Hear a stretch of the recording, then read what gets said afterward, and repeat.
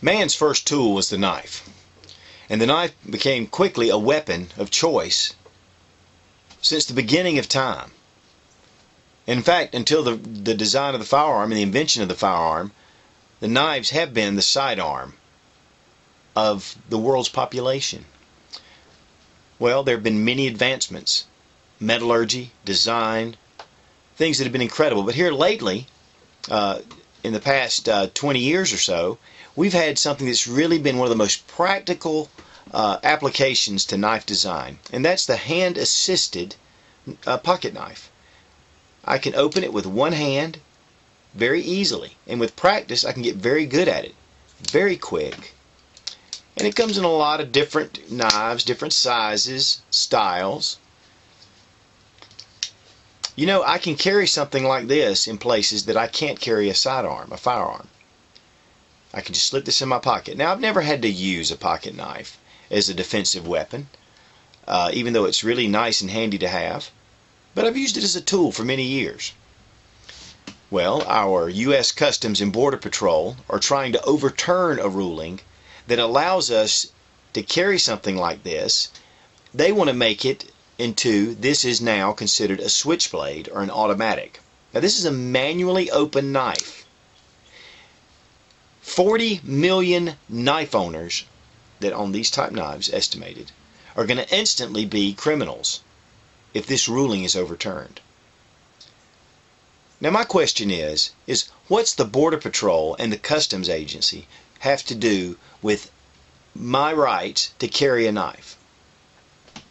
You know, and you may say, well, that's not really going to affect us. I don't live on the border. I don't live in a port. I don't live anywhere that Customs or Border would have any dealings with me. Well, think again. From what I understand, a lot of courts and judges use these rulings as law. We need to stand up. We need to make our voice be heard. There is no reason for anyone to meddle in our basic rights, a right that we've had since the beginning of time, and to be regulating it. You know, what I want to know is why the Border Patrol and the Customs aren't doing the job they need to be doing and meddling around with my rights, my basic rights. You know, we have floods of people coming over the borders. We have drugs pouring into our country, but yet we have these bureaucrats sitting up in their Washington office trying to stop me from just carrying a nice knife that is one of the neatest inventions in the past 20 years, if not longer. I have some links in my sidebar to the senator, to your senator, your House of Representatives, going to their website. I will also have a letter. You can copy and paste that letter, put the name of your senator, put your name at the bottom, send it as is, or better yet, you can customize that letter or send one of your own. It takes about 10 minutes to do it.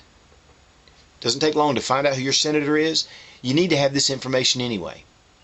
This is a basic right of self-defense. It's a basic property right that is about ready to be violated. They're only going to hear this for 30 days publicly. So we need to get our voice heard. I urge you also to go to Nut & Fancy's video on this subject, and he gets very in-depth with it, and he also has a letter, which I got the letter that I'm going to have you copy and paste from him.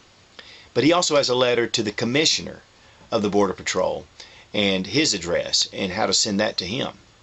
But I also urge you to go to Nut & Fancy's to his video and check it out, get a lot more information than you're going to get here. You know, it just irks me that I have to take time out of